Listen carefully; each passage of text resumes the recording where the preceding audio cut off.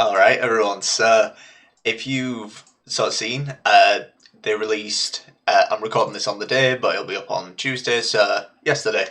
They released big patch of like new cards, loads of changes, all that kind of stuff, and yeah, I'm pretty hyped by it to be honest. I was really hoping for something like this, big shake up of quite a few like established decks, trying to bump up the power of some weaker ones, and new cards as well. I was literally talking about that in my other video, kind of saying that either they need to do something in the way of like how still the game gets. So go I ask for, I guess. Um, the way I'm going to kind of structure this is like I'll record little bits just so I'm not going on and on and on. And you can cut to the bits you want. So for each of the factions, there'll be like a separate section, and then we'll do a little separate section for the neutral cards as well. And I'll just sort of quickly talk about each one. I don't want this to be like hours long. A lot of it should be pretty obvious, but bit of a spoiler. I'm really pleased with sort of what they've done. I don't have any immediate like that's insane. Why the hell have they done that kind of thing? So yeah, I'm really excited for this next season. Already thoughts whirring around my brain. So before I get into it all, if you do want to see more content, I would really appreciate if you could subscribe. It massively helps me out, and I'll start going on. So first one is going to be nice and quick, is the neutral cards. So the only change for neutrals was Vesemir Mentor's Adrenaline has been changed from 5 to 4. I think this is pretty good. As you'll probably know, NR Witches is like super dominant at the moment, and this doesn't kill the archetype by any means. But just that Adrenaline change really means that you can't sort of reliably play it in a round one and get out pretty early before you get into those dangerous zones. You need to be getting into the round a bit before you can play it. It still means that if you're playing it as like a tempo kind of card later on, it'll still be fine. In like a round 3, you can hold it off, get your value there. But it just means that there's a bit more restrictions in the way you can play it. So yeah, as I say, super short bit for neutrals. This was a nice little change, something to just tweak the power level a little bit of NR Witches. Then onto monsters. So first new card we have is Detlaf for monsters, and already I'm super excited for this. If you've sort of watched my videos for a bit, you know that I absolutely love the vampire archetype. I'm always trying to get to work and that kind of thing. And basically all of the new cards are working around the vampire archetype, and I really like that. So what Detlaf does is deploys and plays Blood Moon, which applies bleeding for 2 turns, and if it's already bleeding, damage by 2, and increased duration for every vampire, and has the order damage unit with bleeding by 1, and the death will spawn Nekimura. So there's a lot going on here, and you kind of expect that from a top end card. And I think this is kind of the sort of thing that vampires really needed, a consistent way to get bleeding down, and almost like a really powerful top end engine, because you had Oriana, which got really tall, but you would really struggle in the way of like if your Oriana was answered, you couldn't really develop points other ways. You had to look outside of the vampire archetype. So really like the look of Detlaf. Pretty much going to be auto including this, I would imagine, into vampire lists. And the next new card is Unseen Elder. So his deploy is give 4 bleeding, end of the turn, give bleeding 2 to a random unit without bleeding, and diversion bleeding also triggers at the end of the turn. So yeah, as you can see, a lot of stuff packed into these individual cards. And this one I'm less sure about. As an engine, that's kind of insane. Giving bleeding 2 every single turn is really good. And because of the diversion tag, provided you are running diversion, you're basically getting a 2-point turn engine there, which also deals like 4 on play with all your bleeding synergies and all of those sort of things. So it's definitely an interesting one. My only concern with it is if you're running diversion, with the bleeding at the end of the turn, like there are cards that kind of want bleeding for long term rather than just getting the damage off with it. So although it makes it more consistent in ways of like getting value out of bleeding, cards like Oriana have like an anti-synergy with Unseen Elder. I think with the sort of engine effect of like at the end of the turn giving bleeding, probably means that you're less concerned about your bleeding trickling away quicker. But yeah, it's something to think about definitely.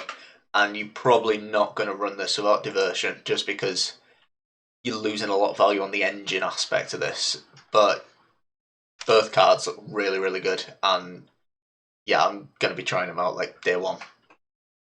And so we'll talk about the leader a bit. So the only change to leaders was Carapace. So what they've changed now is basically it will apply Veil if it's a monster unit. So a neutral unit won't get Veil anymore. Nothing changed in terms of the buffs and stuff. And I kind of like this. It's definitely like addressing the issues with Caltulis decks at the moment without messing about with the cards, which I think is a really nice way to do it. Because this basically reads as you can't give Veil to Siri Dash anymore, which is basically the point of this change. And I think this is correct. You're not destroying the archetype by any means, but it makes Siri Dash a little more vulnerable to sort of things like locks and poisons and all that kind of stuff. So I really like this change. I think it was kind of needed because Siri Dash is kind of a toxic card, so making it a bit more vulnerable is always a good thing. And then we got some changes to Alp, Felder, Fleder, and Proto Fleder. So starting off with Alp, now what it does is it gives 3 bleeding, and it has an order to give 3 bleeding. So pretty straightforward. Possibly makes it playable because it used to just give 4 bleeding and it was a bit mid. But now may see play. I think you maybe have better options, but it's still an option. And Fleder has been changed that whenever enemy unit receives bleeding, gain vitality for the same duration. And I mean, this one's interesting. I think it's a nice engine, but ultimately it basically plays out like Garcanes do, in that bleeding gives you 1 point a turn extra, and you are paying like 5 provisions for it. So maybe not going to be running Fleders, but it's a nice change. Gives you more options, which is always great for an archetype, having options. And then Proto Fleder is give an enemy unit bleeding 3 and boost by the amount of bleeding on that unit. So this is a really, really nice one. This has a lot of synergy with, pretty much everything Vampires is going to do. You can stack up bleeding onto one target. If they go wide, you can spread your bleeding out. Something like Oriana gets huge.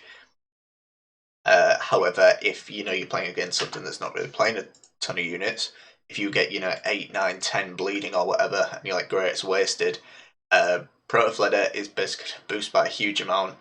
I'm sure there's probably something you can do here in terms of abusing, getting a very tall Proto Fleder. If you got 20 points of bleeding onto a unit, for example, you can just boost that straight up. So that's very, very interesting, and I really, really like the look of that. I probably will be including that in Vampire decks as well, because most of the time you will end up with units with sort of 4 or 5 bleeding or whatever, and this just seems very consistent because you're adding 3 on top as well. So the least it's going to boost itself by 3 is by 3. So that's really, really nice change, and that pretty much rounds it out for monsters. A lot of focus on vampires, and I've probably talked about this quite a bit because as soon as I saw this, I was ridiculously excited. I can't wait for this patch to drop and I can actually see if my dream of vampires being tier 1 can become a reality. Now, Skellige has seen a bit of a sort of pirate focus with a bit of a tweak to warriors. So, first new card they got is Kraken Crate. So, 7 power, give 2 armor to 3 pirates or 3 ships in your hand. And when you play a pirate or a ship next to Crack, damage it in the lowest power enemy unit by each of the powers. And this is the kind of card where I would definitely have to try it before I could kind of say how good it is.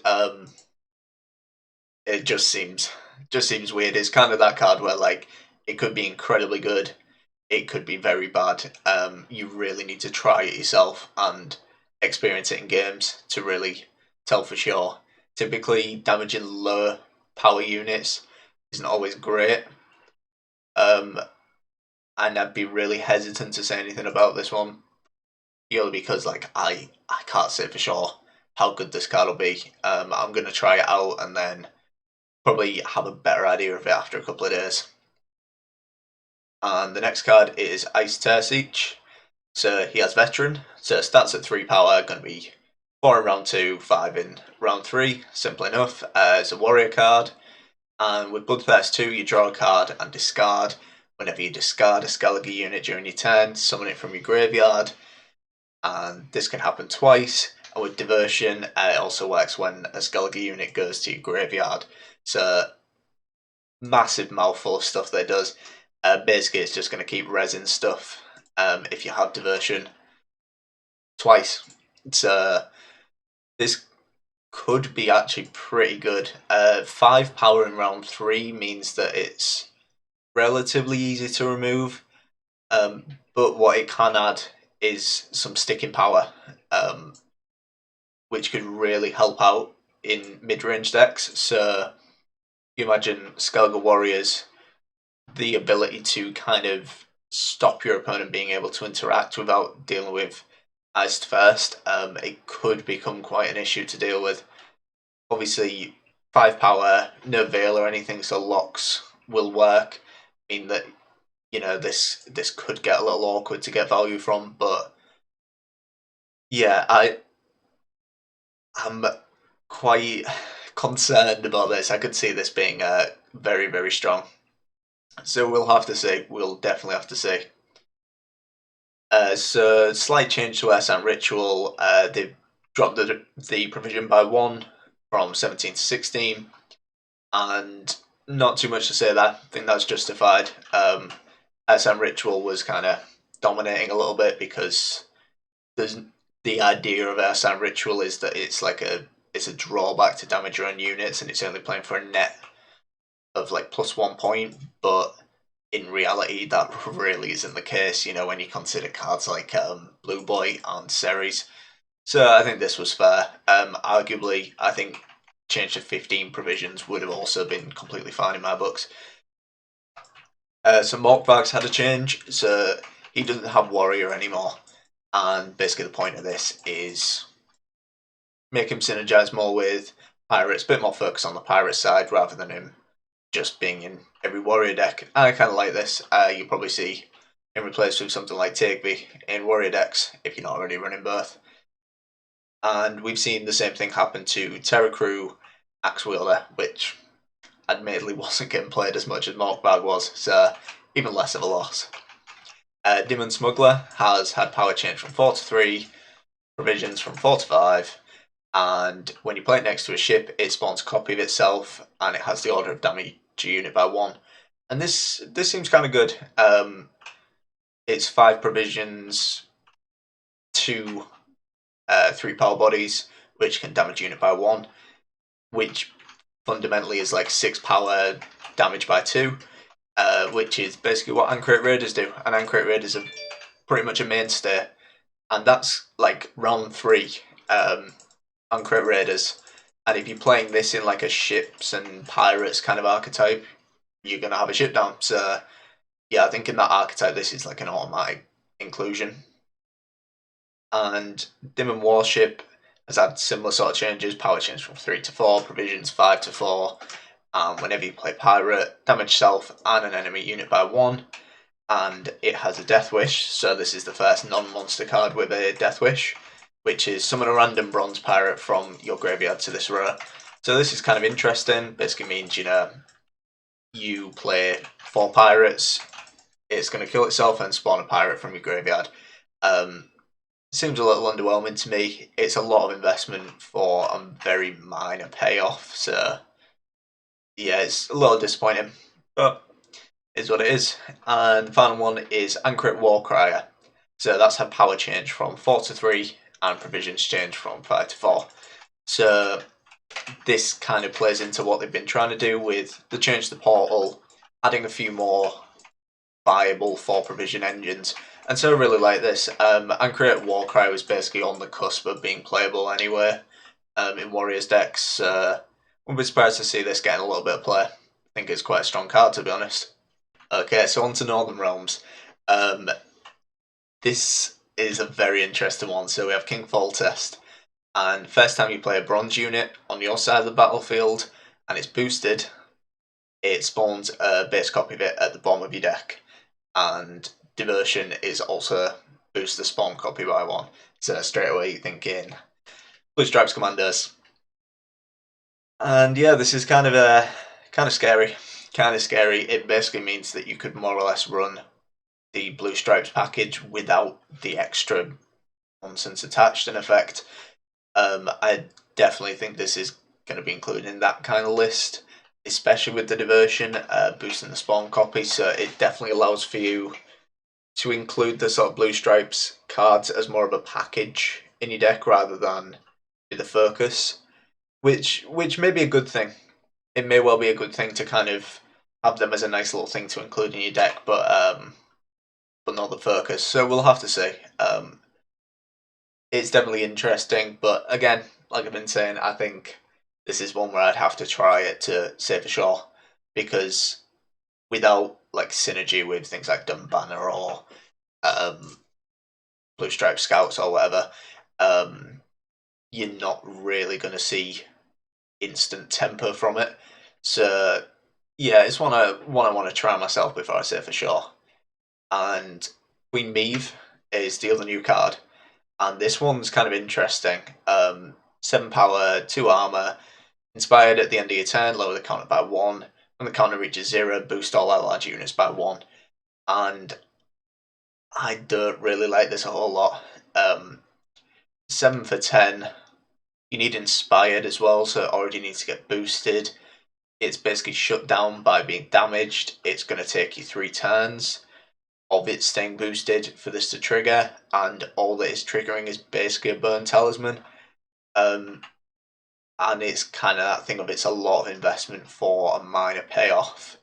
So I don't want to dismiss it straight away, but it's a little disappointing to me. But I'm nearly always wrong on these kind of things, so it might be broken. But yeah, my first kind of read on this is it's a little disappointing. So then Kedwenny Sergeant, minor buff, it's had Zeal removed, but it's got Formation. So I mean, you can still play it with Zeal, but you have the option to play it without Zeal for an extra point. So very minor buff. And Smoke 'em Out has been changed. It's now 4 provisions, and now if you control a boosted unit, which let's face it, as NR is pretty easy, it will also boost the volunteers by 1. So nice little change. It's unconditional 4 points, conditional 6 points, but easy to meet conditions. So that's pretty standard for 4 provision cards. And the one that everybody will be happy about is change to Scytheman. So Scytheman is now 4 power instead of 3, but now it only boosts based on units in the row, not on the board as a whole. So this can kind of mean a few things. It means that if you want your full value from Scytheman, you're going to have to play even harder into row punish. So it gives you a bit more counterplay against witches.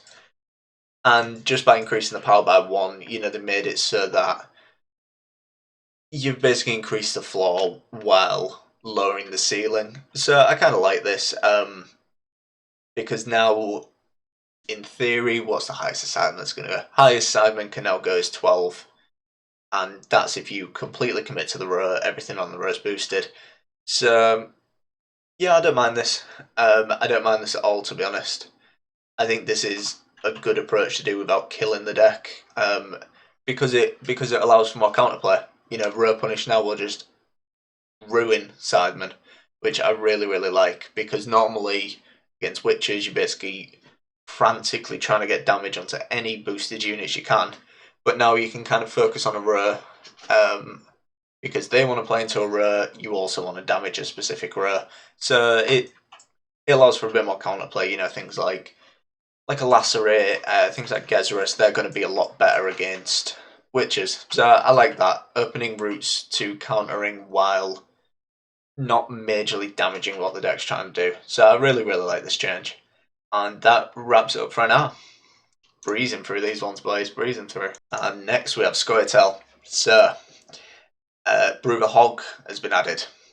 And he has a deploy of you gain 1 armour for each dwarf in your hand at the end of your turn. Boost all dwarves with armour on this row by 1. And this seems pretty good, to be fair. It will depend on whether Mahakam Forge can really get itself going, and this might be the kind of card that gives it that little bump in power that maybe means that it sees a bit more play. Getting armour, I mean, Mahakam Forge naturally is now going to give all dwarves armour, so this just slots straight in. But there's also cards that end up with like a lot of armour sort of stacking up. Think about like Pyrotex, for example, just come down with a natural 2 armour. There's plenty of stuff going on, so. And also there's a lot of synergy here. With cards like Miner, for example, Miner's going to give armour, set them up straight away for Brewer Hog. And, 6 for 11, provided you have a dwarf in your hand, which most of the time you're going to in these kind of decks, means that he himself is going to be boosted. So basically coming down as a 7, you don't really need to get too many units down to be getting your value for provisions. So I kind of like this. I really like this. We'll just have to see if it's enough to make Mahakam Forge a bit more relevant, because I'd really like to see that. Really enjoy dwarf decks. And now we've got Eldain as well. So he transforms all face-up traps into Elven Deadeyes. And with Diversion also transforms other artifacts. And it's not too bad at all, is it really? It's not too bad at all when you think about it. Because, you could just slot this straight into Deadeye Ambush. Once your, once you find death is done and triggered, and you run something like, I don't know, the Crushing Trap. I was trying to remember the Row Punish one. You run like a Crushing Trap or something, those two there get flipped into 3s, he's playing as 12, and that's like not really that big of a commitment. That's outside of just like a pure traps deck. So yeah, I really like this, to be honest. May see a bit of play. I don't want to sort of lean too hard into it because traps are in a very weird spot. There's not too much in the way of like amazing traps that you automatically include. So we'll have to see. I think he will definitely see some play there. Definitely. And Dwarven Chariot's been changed, so it doesn't have bonded anymore, and now it has the order. It gives a unit armor and a cooldown of 1, which is kind of It synergizes nicely with what Brewer Who's trying to do, but yeah, not all that great, I don't think. Could be proven wrong, but I'm not all that impressed, to be honest. So Hattori's been changed. Power's been changed from 3 to 2, and now provisions have gone all the way up to 9, so they've basically redone the entire card. And its deploy is create and play a trap card from your starting deck. So playing, similar to like a Vega, that kind of thing. Playing off the card you're running, spawning a copy, that kind of thing. And this could be kind of good, if you consider create and play a trap from your starting deck. As long as you're running 3 or less, you have a guaranteed access to all the ones you're running. Create only becomes weird when there's like more than 3 options, so you have a chance of specific ones. So you could run like a Mahakam Horn, or like a Pitfall Trap, or a Serpent Trap, or whatever, and be able to guaranteed get a copy of one of those. So this is kind of good, to be honest, if you consider you could run like a Mahakam Horn, then for 9 provisions you get a 2 power body and a second horn. So yeah, I kind of like this. As I was kind of saying with Eldain, you don't need a whole lot to make this viable. Don't need a whole lot in terms of trap investment to make it viable. So I can definitely imagine this seeing a bit of play. And Pitfall Trap now has a spring effect. It never had one before. It only had the ambush. is it'll randomly split 6 damage, which isn't too bad. It's not too bad.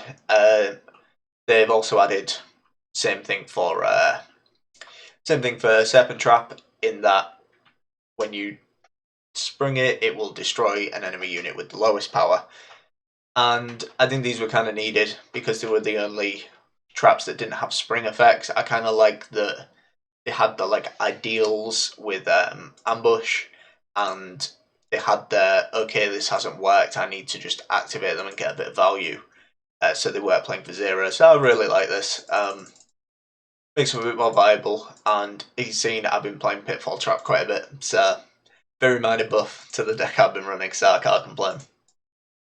And last little thing is Saskia's gained Harmony, which is kind of much of a muchness. Harmony really isn't seeing played just because it's been kind of power crept by everything else scoia'tael can do. I mean, it's a new Harmony card. It's not all bad. Can't complain. So that's it for scoia'tael. Right, Nilfgaard has got some interesting ones. So Anna Henrietta has got power 3, deploy, replace your leader ability with a base copy of your opponent's leader ability, which is ridiculous to be honest. For 9 provisions as well, this is really, really good. When you consider kind of what this is offering. Now, there are like a couple of leader abilities where you really won't get much value out of this, you know. Like mobilization springs to mind. Mobilization obviously won't do anything, but even ones that are like not that good for you yourself to have access to, so something like precision strike, is still 3 pings, spawn a 2 with 2 ping, 2 damage, so that's like 7 points, which means in a pretty bad situation, Anna's playing for 10. And yeah, this is kind of good to be honest. I wouldn't be surprised to see this get nerfed, maybe be a few more provisions in the next patch after this one, because this seems really, really good. And with it having an aristocrat, it just slots straight into a ball deck. And I'm really impressed with this card. I think it has a lot of value there, to be honest, just because it's pretty consistent. I think the only one where you may be losing a bit of value is against like Syndicate, for example. You're not going to get a ton of value from Syndicate unless you're managing to chain like into a create or like a copy of one of their cards as a spender or something. Yeah, you're really going to struggle against Syndicate, but I mean, no one's playing Syndicate at the moment, unless the changes mean that Syndicate gets played a bit more. This is pretty consistently good, so I really, really like this card. And then the other new card is the Emperor himself. So he's got power 7, and his deploy is draw a card, move a card from your hand to the bottom of your deck, and whenever your opponent plays a unit, give it spying. And diversion is at the end of the turn, seize a random 1 power spying unit. So this is it's kind of good. He's an aristocrat as well, so slot straight into ball, and the deploy is like kind of whatever. It's basically a mulligan. You know, if you don't want the mulligan, you've got the perfect hand, it doesn't really matter. You draw a card, you just choose that one, put it back to the bottom of your deck, it doesn't really matter. But hand fixing is always, always good. And whenever your opponent plays a unit and give it spying, has just ridiculous amounts of synergy. You know, everything that gets played has spying now, so that means it's vulnerable to a Vincent without needing setup. It means that every single card your opponent plays is going to boost a Seductress, not Seductress, thinking about Syndicate, the Thirsty Dame, sorry, boost Thirsty Dames by 1. Imperial Brigade are going to be, Imperial Forces even, God, get my names mixed up today. Imperial Forces are going to be ridiculous because every single card you play is going to give them a charge. And all of these cards were already pretty good. You know, Vincent was already good. Thirsty Dame was already good. Imperial Enforcer was already good. So, seems kind of good. And 7 power isn't anything to laugh at. It's quite difficult to remove without toll removal. You know, you're gonna need a lock. You're gonna need actual toll punish and like hard removal to deal with this. You can't just rebuke it away like you can with. So, like I was saying about Unseen Elder, for example, that can just be rebuke, Tales of Thunder, whatever. 7 is quite a bit to chunk through. and the added thing of diversion, you can also steal back 1 power units, and combine that with like Imperium forces. Stealing a 1 power unit doesn't sound like much, but if you've got 3 Imperium forces down, and you can ping a quite relevant engine, like a Cat Witcher or something like that, something that's going to keep ticking, it's worth more than just stealing that 1 power. So yeah, looks very, very strong. I'll be trying this day one as well, and a lot of people will be very happy to see this. Lockdown has been changed, so lockdown is no longer turn off leader ability. Now what it'll do is it turns it off for a round, and if it can't turn it off, so you've used your leader, or there's like no charges, or some cooldown, whatever, it'll spawn 2 operatives, which are 6 points. And I think this was a good change because I think lockdown serves a purpose, definitely serves a purpose, shutting down metas. But it makes it a bit more fair, I guess, bit more room for counterplay, if that makes sense. And it kind of sets you up in a gross position where you're like, do I use my leader in round 1, knowing that they're going to shut it out in round 3? Do I mess about in a bleed and see if we can get them to use their leader to cancel out mine, so I can't use it, so then I have access to it in round 3? There's a lot of kind of counterplay there, whereas lockdown before, there's just no counterplay. It just means the leader ability you've built your deck around doesn't work. So I like this change. I definitely like this change. It's a much more healthy way for lockdown to operate. Obviously, it's losing a fair bit of power, but it's definitely a healthier approach for it. And then we get onto the stuff people will be happy about. So Viper Witcher Mentor has been changed back to Adrenaline 2, which was they never meant for it to go live at Adrenaline 3. So fair enough. They're just fixing the issue that they didn't mean to go live. It's fair enough. And big one, Colgrim is now Adrenaline 1. So that means 1 less Adrenaline tick for Colgrim. Means you now can only play it as your second to last card. So he will get 2 ticks at most without playing like Matters or Striker Balls, that kind of thing, which means that he's losing a lot of points. If you consider Colgrim was ticking 3 times before, and was kind of ticking each time for like 10 points, basically shaved 10 points off the cards.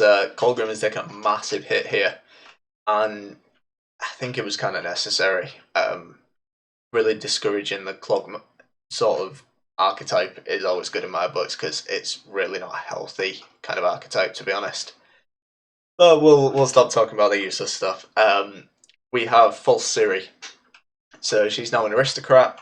She's now 4 power instead of 5, and provision's been lowered by 1. And now it's just boost all allied agents by 1. And that makes her a bit more playable, to be honest. You could play this in a ball deck.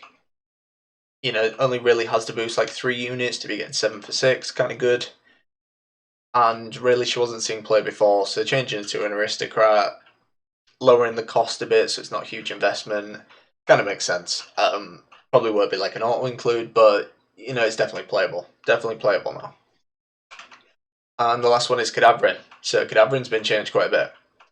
Cadavrin's now 9 provisions, and it's a special tactic rather than an artifact that you play, and basically it poisons a unit and you spawn a base copy of it. So poison, it's a very, very expensive poison. Very expensive poison. But it does give you a copy, so it operates kind of similar to how Yennefer's Invocation works. If you can get a good target, you can start to remove really key cards for your opponent while also having access to that power for yourself. So, this would be amazing onto something like a Keldar or basically any engine, really. Any engine or big unit, you could use it on a Egern, for example, and you just get a 13 power unit. No, scratch that. Don't do it on Egern, because Egern will spawn with 0 armor and kill itself. Don't do that. Don't do that. That was a bad example. So like a Goliath works. And it kind of operates much like how Yennefer does, where good with a good target, really bad with a bad target. And poison's not too bad of a thing to have in Nilfgaard, since you have plenty of ways to get poisons with ball, with your fangs, with cupbearer, that kind of thing. So finishing off the poison isn't too bad. But I kind of like that it doesn't operate like Yennefer's Invocation, where it just turns it off for your opponent straight away, just removed, much the same way like a Karathi does. Instead, it gives your opponent kind of a turn to do something about it. You still get a huge amount of value by getting a copy of it, but they can purify it, they can put up a defender, they can put veil on it, whatever. It gives them time to do something about it, which is usually the best way to do these really powerful control cards. Give them a powerful effect, but don't make them uncounterable. So yeah, if you can't already tell, I'm pretty happy about changes so far, and that's Nilfgaard rounded out. All right, we're getting to the back end now, boys. Syndicate. They of course have 2 new cards as well. So one of them is Cleaver. So a lot going on. Like a lot of them, has a lot going on with this card. So power 1, armor 2 has Intimidate. When it deploys, it spawns and plays Shakedown. So if you don't know, Shakedown is a crime card that gives you profit 3 and boosts your unit by 3. It also has increases units Intimidate by 1 for every adjacent crown splitter. Now I don't know if its Intimidate is decided at deploy, or if it's at the time the Intimidate's triggered. I'd be leaning towards thinking it's at the time that it's triggered, but from the wording I can't be 100% sure. But I'm going to work on the assumption that it's, if you play it with 2 crown splitters next to it and one of them dies, then its Intimidate becomes 2. That's my assumption anyway, but once I've played it I'll know 100%. And that's not everything. It also has fee 4 spawn Cleaver's Muscle on this row. So Cleaver's Muscle is the 5 power with Divine Shield. So you have a spender that plays for a lot of sort of tempo and operates as an engine that synergizes perfectly well with crime decks, and I'm going lightheaded from explaining all of that. There's just a lot going on with this card. It took me like 5 minutes of looking at this to just wrap my head around like how many points it's even playing for. There's so much going on. And yeah, I think this is just this is an auto including crime decks. You really don't need many sort of crime triggers for this to be good.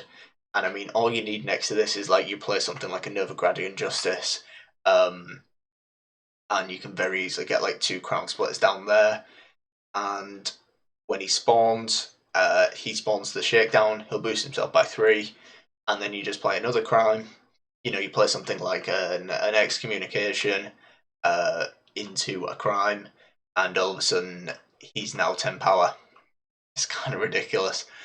So yeah, I think this fits straight into crime decks. It's like a must answer kind of card for your opponent, and I kind of like it because crime decks had sort of fallen in the wayside. They were still good, but were just quite simply power crept by other decks. So yeah, if there's one thing Syndicate needed, it was a bit of love, some strong cards. I think this is the kind of thing that'll work for them. And that leads us nicely into the next card, which is Horson Jr. It's power 5, and its deploy is damage a boosted enemy unit by 6, and gain a coin for every excess point of damage dealt. And Diversion also gain Insanity and Fee of 3, destroy an enemy unit with 3 power or less. Again, massive mouthful, a lot to get through. This one's much more underwhelming than Cleaver. So if you don't know, because you may not have seen it as much, it's not as common to see in games. Insanity is that if you don't have the coins, so say you want to trigger his fee of 3, but you only have 2 coins, you can damage Horson Jr. in exchange for the coins. In effect, instead of spending the actual coins, he damages himself for the cost. And yeah, that there's not a whole lot going on here. Damage a boosted enemy unit by 6 is...